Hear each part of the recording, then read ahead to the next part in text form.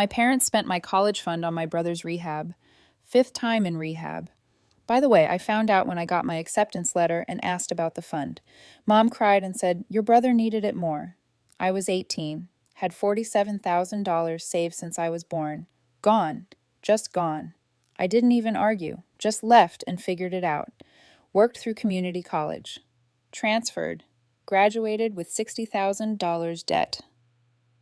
But I did it. Brother relapsed a month after that rehab. Hey, Reddit, buckle up, because this one's going to sting. Fair warning, this isn't one of those heartwarming family reconciliation stories where everyone hugs it out at the end. This is about what happens when your parents choose your siblings' rock bottom over your future repeatedly, and then have the absolute nerve to come back asking for more. I'm 30 now, got a house, husband John, career, the whole suburban dream package. But 12 years ago, I was an 18-year-old kid holding an acceptance letter to my dream school with literally no idea that my entire future had already been mortgaged to fund my brother's 5th trip to rehab. Yeah, 5th time. Let that sink in for a second. My brother Dylan was always the family project. I'm not saying that to be mean. It's just facts. Growing up, he was the kid who needed extra attention, extra chances, extra everything. I was the low-maintenance one. The kid who did homework without being asked, showed up where I was supposed to be, didn't cause waves. Classic middle child who learns real quick that flying under the radar means less drama. Dylan was 3 years older than me. When I was in elementary school, he was already getting suspended for stupid stuff. Nothing violent, just your standard rebellious teenager nonsense. Cutting class, talking back to teachers, that kind of thing. My parents treated it like a phase. He's just expressing himself, Mom would say. He'll grow out of it.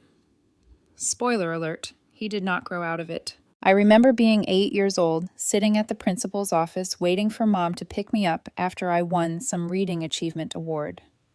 Sat there for 2 hours because she forgot. She was at Dylan's school dealing with whatever he'd done that week. When she finally showed up, she was crying. Didn't even notice the certificate in my hand, just grabbed me and said, "We need to go." That became the pattern. My stuff always got bumped for Dylan's emergencies. School plays, parent-teacher conferences, even my own birthday parties got canceled or postponed because Dylan needed attention. I learned pretty quick that if I wanted something celebrated, I better not make a big deal about it because the universe would just arrange for Dylan to have a crisis at the exact same time. 4th grade, I made the honor roll for the first time. Brought home the certificate. So proud. Dad was on the phone with Dylan's guidance counselor. Didn't even look up. Just gave me a thumbs up and kept talking. That certificate went in my drawer. Never made it to the fridge like Dylan's participation trophies always did. By middle school, I'd basically raised myself, made my own lunches, did my own laundry, forged parent signatures on permission slips because asking Mom or Dad meant waiting until they weren't stressed about Dylan, which was never. My friends' parents started giving me rides places because my parents were usually dealing with family stuff. By the time I hit middle school, Dylan had moved on to bigger and better screw-ups. Got caught with substances at school. I'm keeping this vague because apparently we can't name certain things, but let's just say it wasn't exactly legal and definitely wasn't prescribed. First rehab at 16. I remember that clearly because it happened right before my 13th birthday. My birthday party got canceled because Mom and Dad were dealing with a family emergency. Dylan went to some 30-day program a few hours away. Came back, seemed fine for maybe 2 months, then right back to it. Second rehab at 17, 30 days again. This time it overlapped with my 8th grade graduation. Mom and Dad didn't come. They were at family week at the facility. I sat in that auditorium watching other kids' parents take pictures and cheer, and I just sat there. My grandma came, bless her, but it wasn't the same. I'm not trying to paint myself as some tragic figure here. Plenty of kids have it worse. But here's the thing about being the good kid in a family with a problem child. You become invisible. Not because your parents don't love you, but because the squeaky wheel gets the grease and Dylan was squeaking loud enough to wake the dead. I learned to handle my own stuff. Needed supplies for school? I figured it out. Needed a ride somewhere? I'd bike or find a friend's parent. College applications? The guidance counselor helped me with that because Mom and Dad were usually too stressed about whatever Dylan had done that week. The college fund was set up when I was born. My grandparents on Dad's side were pretty well off. And when I came into the world, they opened this education account, put in a decent chunk initially, then added to it every birthday and Christmas. By the time I was 5, there was supposedly around $20,000 in there. They did the same for Dylan, and I always just assumed that money was sitting somewhere growing, waiting for us. Grandpa passed when I was 10, Grandma when I was 15. At the funeral, she pulled me aside. She was pretty sick at that point, knew she didn't have long, and she told me, "That money is for your education. Don't let anyone tell you otherwise. You're going to do great things." I remember nodding, not really understanding what she meant by, "Don't let anyone tell you otherwise." Like, who else would the money be for? It was literally in an account with my name on it, or so I thought. Senior year rolled around. I'd worked my butt off. 3.7 GPA, decent SAT scores, nothing that would get me into Harvard, but solid enough for a good state school. I applied to 6 universities, got into 4. My top choice was the state flagship university, about 3 hours away. Good engineering program, reasonable tuition, and with the college fund, it would be totally manageable. That acceptance letter came in March. Fat envelope, all the welcome materials, orientation dates, the works. I was beyond excited, ran downstairs, waving it around like I'd won the lottery. Mom was in the kitchen. Dad was reading the paper. "I got in," I practically shouted. "Full acceptance to the engineering program." Mom's face did this weird thing like she was happy and terrified at the same time. Dad put the paper down slowly. "That's great, daughter. Really great." His voice didn't match his words. He sounded like someone had just told him his dog died. "So, we're good to use the college fund, right?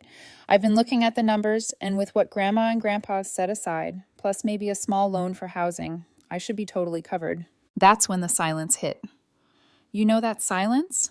The kind that makes your stomach drop before your brain catches up to what's happening. Mom started crying, just straight up tears, no warning. Dad stood up, ran his hand through his hair, this thing he does when he's stressed, and walked over to the counter. Stood there with his back to me for what felt like an hour, but was probably 30 seconds.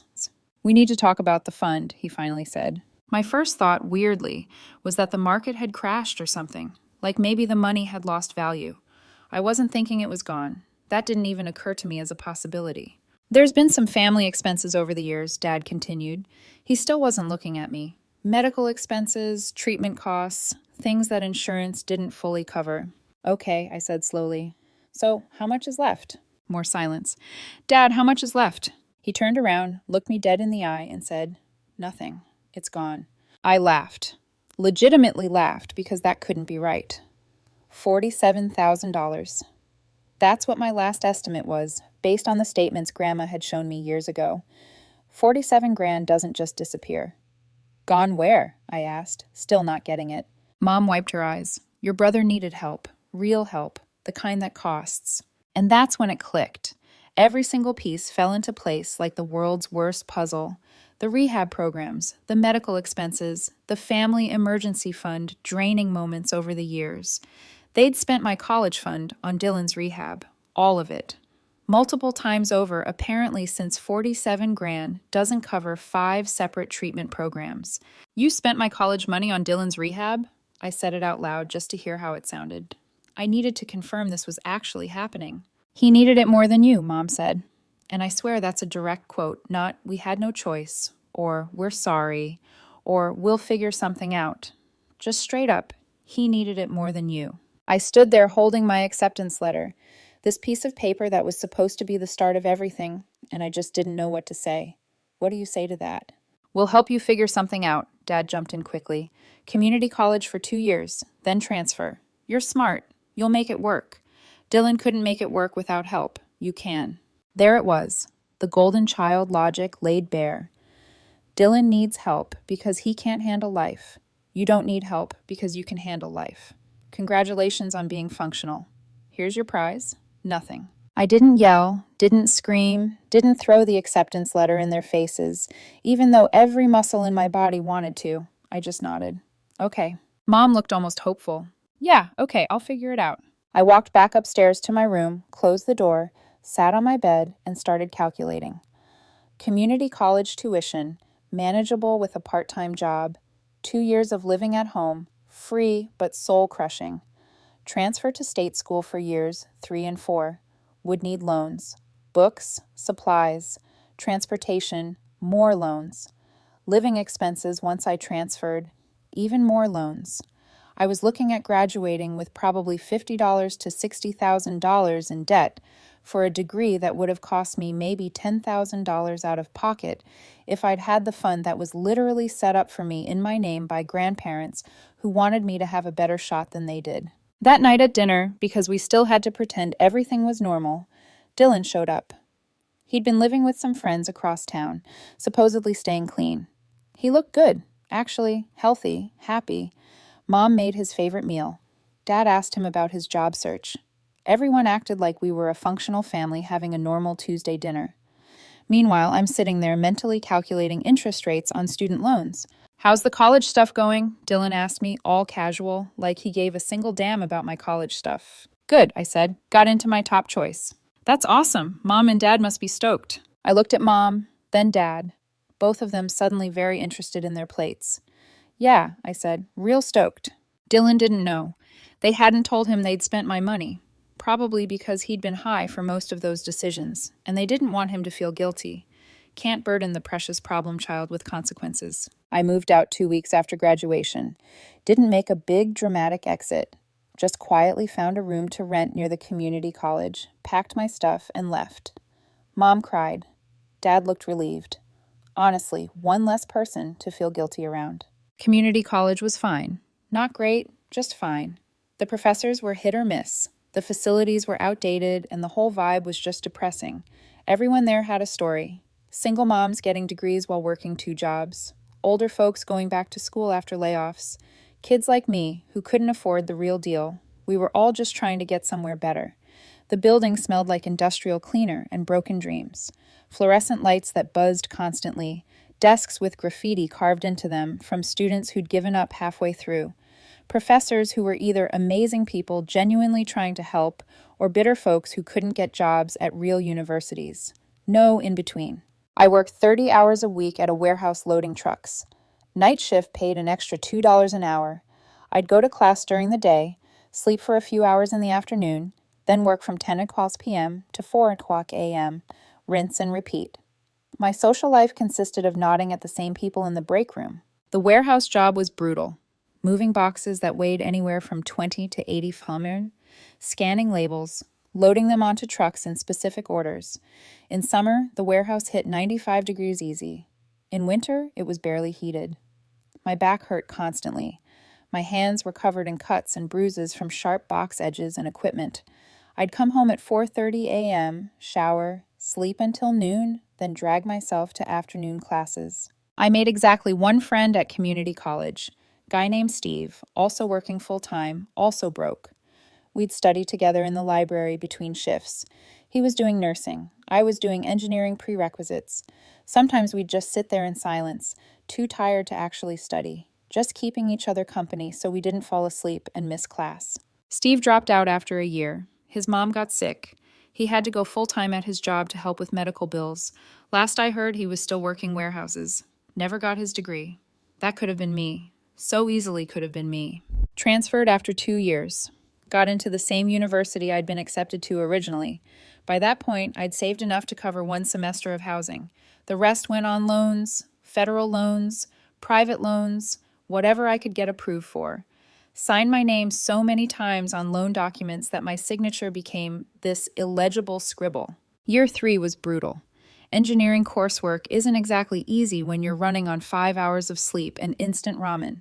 Made some friends, but they were all living that normal college experience. Parties on weekends, study abroad programs, spring break trips. I was working campus security on weekends and spending breaks doing overtime at a warehouse back home. Never went home for holidays. Couldn't stomach watching Mom and Dad pretend everything was fine while Dylan bounced between jobs and girlfriends and almost getting his life together. They'd call sometimes. "You should come visit." "Nah, I'm good." Senior year, I got an internship at a manufacturing company. Paid internship. That was clutch. $12 an hour. And they liked me enough to offer a full-time position after graduation. Not glamorous entry-level engineering work, but it was a real job with benefits and a salary. Graduated in May. By August, I was working full-time. Starting salary was $48,000. Not amazing, but after years of scraping by, it felt like winning the lottery. I had my own apartment, could buy groceries without checking my bank account, and actually had health insurance. The student loan payments started 6 months later, $540 a month for 10 years. That's 65 grand total by the time you factor in interest. $65,000 because my parents decided their older son's 5th attempt at getting clean was more important than my education. I paid every month on time, never missed one, made extra payments when I could. It became this thing. Every month, I'd transfer the money and think about how this was money that shouldn't exist. This debt was completely preventable, but whatever, it was what it was. Years passed. I got promoted, met a man named John at a friend's wedding, one of the few friends from university I'd kept in touch with. He was a project manager at a construction company. Smart, funny, had his life together. We clicked immediately. Second date, he asked about my family. I gave him the highlight reel. We're not close. They made some choices I didn't agree with. We don't really talk. He didn't push it. That's what I loved about him. He got that some families are just broken in ways that can't be fixed. And that's okay. You build your own life. We got engaged after a year, married 6 months later, small wedding. His family, our friends, my Uncle Rick, who'd always been cool with me. Mom and Dad got an invitation because John thought it was the right thing to do. They came, sat in the back, left before the reception, didn't bring a gift. Dylan wasn't invited. Heard through the grapevine he was in rehab again. Number 7 or 8 by that point. Lost count. John and I bought a house when I was 29. Nothing fancy, just a 3-bedroom in a decent neighborhood, but it was ours. We'd both saved aggressively, kept our expenses low, and when the right place came up, we jumped. The day we closed, I remember standing in the empty living room thinking about how I'd done it. Despite everything, despite starting 60 grand in the hole, I'd gotten here. Paid off the last student loan 3 months before my 30th birthday, made the final payment online, clicked submit, and watched the balance go to 0. John made me a cake. We celebrated like normal people. Celebrate winning the lottery because for me, that's what it felt like. Freedom from a debt that should never have existed. 2 weeks later, Dad called. I almost didn't answer. We maybe talked twice a year, usually around major holidays, and those conversations lasted about 5 minutes of awkward small talk before we both found excuses to hang up. But I answered. Hey, daughter, how are you? Fine. You? We're okay. Listen, I need to talk to you about something. About Dylan. Of course. Why else would he call? He's not doing well. Really not doing well this time. He's been using heavy for about 6 months now. We've tried everything. Outpatient programs, support groups. Nothing's working. He needs real help. Okay, I said, because what else do you say? There's a long-term residential facility, top-rated program, 12 months, full medical and psychological support. It's his best shot. Here it comes. It costs $35,000. There it is. I laughed. Couldn't help it. Just straight up laughed into the phone. This isn't funny. Dad's voice got sharp. Your brother could die. We're talking life or death here. Where was this urgency when you spent my college fund? The words came out before I could stop them. Not angry, just factual. Where was the concern about life or death when you took $47,000 that my grandparents saved for my future and flushed it down the drain on rehab number 5? Silence on the other end. That was different, he started. How? How was it different? I was 18 with an acceptance letter and dreams and a future. And you chose him 5 times over. You chose him. Now he's 33 and you're still choosing him and you want me to what? Join the club. You turned out fine. I actually had to laugh at that. Dad, I worked night shifts loading trucks while going to school full-time. I graduated $60,000 in debt. I spent my entire 20s making loan payments on an education that should have been mostly covered by money that was literally saved for me in my name by Grandma and Grandpa who wanted me to have a shot. You know what turned out fine? My credit score, because I never missed a payment even when I had $40 in my account and a week until payday. But me, I didn't turn out fine. I turned out to spite you. We did our best. Your best was spending my college fund without even telling me until I was holding an acceptance letter. Your best was missing my high school graduation because you were at family week for Dylan's second rehab. Your best was telling an 18-year-old kid to figure it out because her brother needed the money more. That was your best. Silence again. I could hear him breathing. Heavy breaths, like he was trying not to cry, or maybe trying not to yell.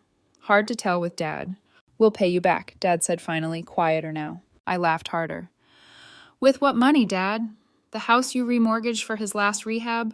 Mom's retirement that you cashed out for the one before that? Your savings that haven't existed since I was in high school? What exactly are you going to pay me back with? Good intentions? Because those don't spend. We're family, he tried. Family helps family. Family invests in family. Family protects family. Family doesn't sacrifice one kid's future for another kid's fifth second chance. Or was it sixth? I honestly lost count. But here's what I haven't lost count of. The number of times you've asked me for money. 0. Until now. Because you never asked about my life. Never asked if I was okay. Never asked if I needed help. You just assumed I'd figure it out. And I did. But now that you need something, suddenly I'm relevant.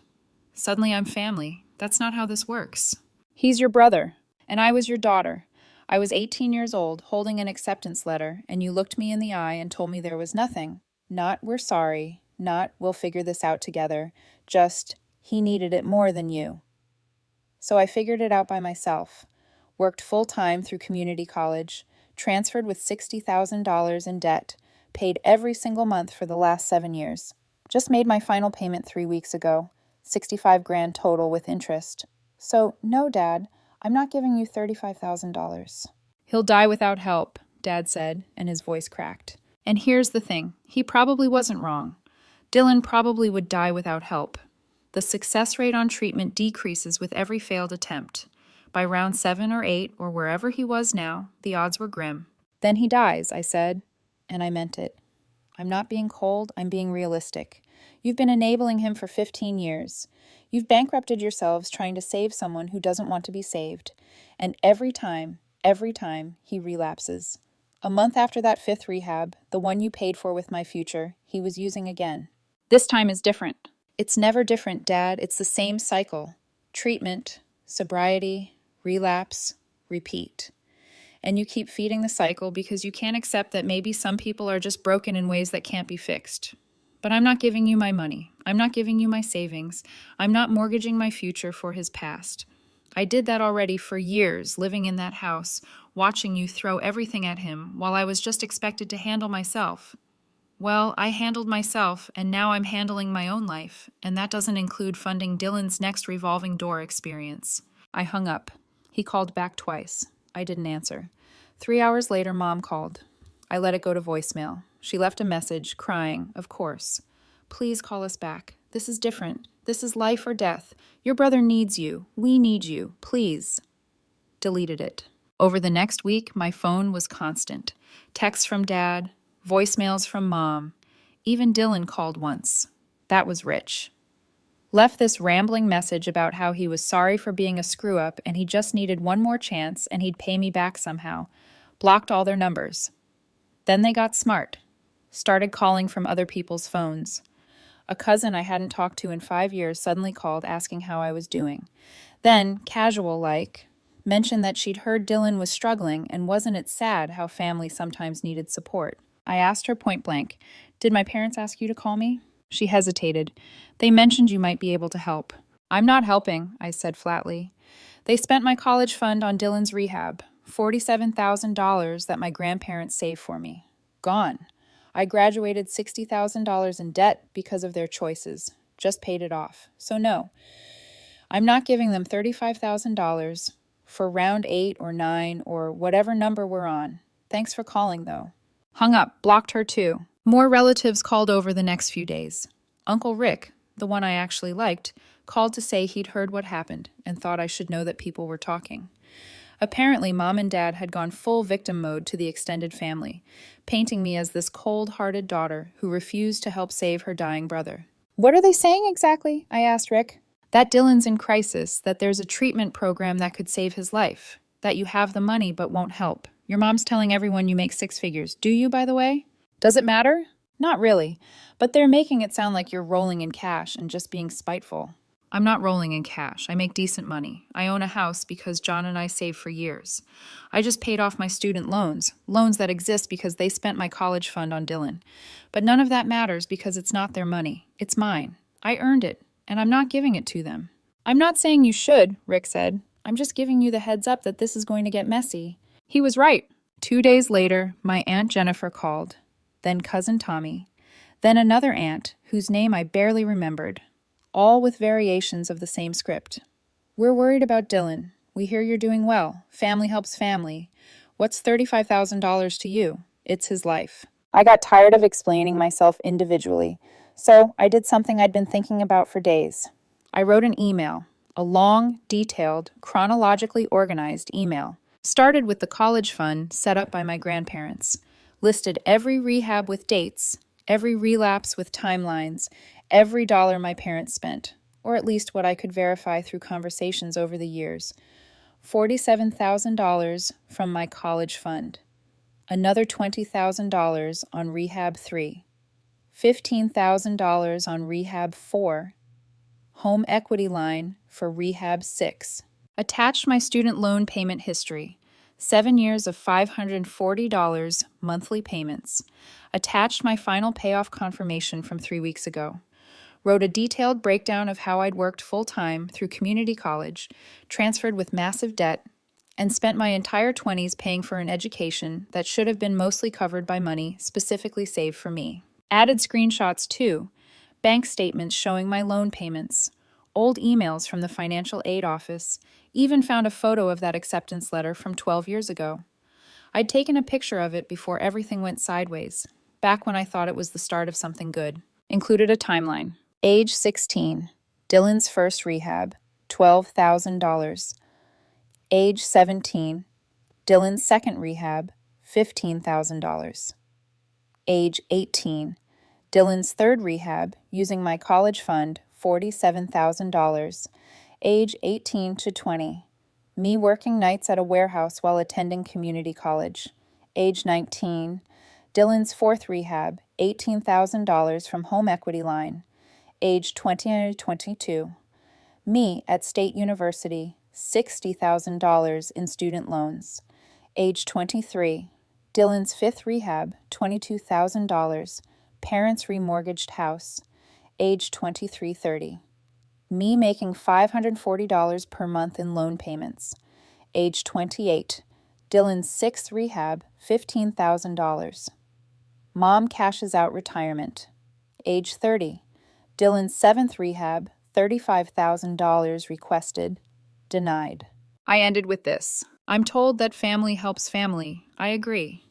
Which is why I'm confused about where my family was when I was 18 and just learned my future had been sold for my brother's fifth failed attempt at sobriety. I'm told that $35,000 is nothing compared to a life. I agree. Which is why I'm confused about why my parents didn't feel my education and future were worth protecting. Dylan has been in treatment 7 times. He relapsed after every single one. I don't say this to be cruel. I say this because at some point you have to accept that some people cannot be saved, especially when they don't want to be saved. My parents have spent over $100,000 trying. They've bankrupted themselves, destroyed their retirement, remortgaged their house, and here we are again with the same request. I'm not giving them $35,000, not out of spite, not out of anger, but because I learned a long time ago that you can't save people who won't save themselves, and I refuse to set myself on fire to keep someone else warm, especially when they'll just use that warmth to relapse again in 6 months. If any of you would like to contribute to Dylan's treatment, I've done the math. $35,000 divided by our extended family of approximately 15 adults equals about $2,300 each. I'll wait here while you all send your checks. Sent it to everyone. Every aunt, uncle, cousin who'd called, CC'd my parents, hit send and closed my laptop. The response was immediate. My phone blew up with texts. Some people angry, some people sympathetic, most people silent. Aunt Jennifer, how dare you air family business like this? Cousin Tommy, this is between you and your parents. Aunt Lisa, your brother is dying and you're being petty. Uncle Rick, well, damn. But not one person, not one, offered to contribute money. Shocker. My mom sent one text, "You've broken your father's heart." I replied, "He broke mine 12 years ago. I just didn't send a mass email about it." Blocked her. Uncle Rick called the next day. That email was harsh. Was it inaccurate? No. Then it wasn't harsh. It was honest. These people have been calling me, telling me I need to help save my brother. Not one of them offered to chip in. They just wanted me to be the solution. Well, I'm not. I'm done being the solution to problems I didn't create. Your parents are pretty upset. My parents have been upset for 30 years. They'll survive. Over the next month, the calls tapered off. My parents stopped trying. The extended family went quiet. I went back to my regular life, work, home, John, planning a vacation we'd been putting off. Then, 9 months later, I got a call from Uncle Rick. Dylan had overdosed. Found in his apartment by his landlord after neighbors complained about the smell. Had been dead for probably 3 days before anyone noticed. "I'm sorry," Rick said. "Yeah. Funeral's on Saturday. Your parents want to know if you'll come." "No. They really want you there. They're devastated." "I'm sure they are, but I can't mourn a relationship that ended 12 years ago. I grieved that family when I was 18, standing in my kitchen holding an acceptance letter while my mom told me my brother needed my future more than I did. This is just the conclusion everyone saw coming. It sucks, but it was inevitable." "That's really cold, Mildred." "Is it? Or is it just realistic?" Dylan was 33. He'd been using since he was 16. He'd been through 8 treatment programs. He'd overdosed before, twice that I know of. This was always going to be how it ended. And I'm not going to stand in a funeral home and pretend I'm surprised or heartbroken when everyone saw this coming for over a decade. He was your brother. He was my brother, past tense. And that's sad. But I can't fix dead any more than I could fix addicted. My parents tried that. Spent everything they had trying. It didn't work. Me being at his funeral won't change anything except making everyone uncomfortable. I didn't go. John asked if I was sure. I was. He offered to go with me for support if I changed my mind. I appreciated that, but no. The day of the funeral, we went hiking instead. Spent the afternoon in the woods, phones off, just walking. It felt right. Dylan would have hated hiking, would have complained the whole time about bugs and mud and not having signal. But I liked it, found it peaceful. Got home to 17 missed calls, voicemails from both parents, various relatives, all saying the same thing. How dare I not show up? How heartless, how cruel, how I'd regret this. One voicemail from my dad. "Your mother is devastated. Your brother is dead, and you couldn't even show up for 2 hours. What kind of person does that?" One from Mom. "I'll never forgive you for this. Never." One from Aunt Jennifer. "You're dead to this family." Deleted them all. Blocked a few more numbers. Moved on with my life. The thing is, they wanted me at that funeral for them, not for Dylan. Dylan was past caring, but they wanted the optics of a unified family. Wanted to show everyone that despite everything, we still came together in tragedy. Wanted me to play the role of grieving sister so they could play the role of grieving parents with both children present. I refused to be a prop in their performance. John asked me one more time if I was okay. I was, genuinely. I'd done my grieving years ago. This was just the administrative end of something that died a long time ago. Weeks passed, then months. The calls stopped completely.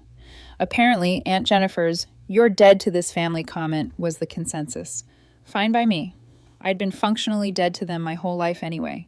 This was just making it official. Life went on. Got a promotion at work. John and I started talking about kids. Normal future stuff that normal people do when they're not constantly managing someone else's crisis. About 6 months after Dylan died, I got a text from my dad. It was short. "You were right about all of it. We failed you. We failed Dylan. We failed his parents. Your mother won't admit it, but I can't keep lying to myself. We spent your future trying to save your brother, and we lost both of you anyway. I'm sorry. I know that doesn't mean anything now, but I needed to say it. I don't expect you to forgive us. I don't even know if I forgive us, but you deserve better. You deserve parents who protected your future as fiercely as we tried to save your brother's life. We just didn't know how to do both, and we chose wrong. I'm sorry." I read it 3 times. Felt nothing. No satisfaction, no anger, no sadness. Just nothing. Showed it to John. "What do you think?" I asked. He read it slowly, then looked at me.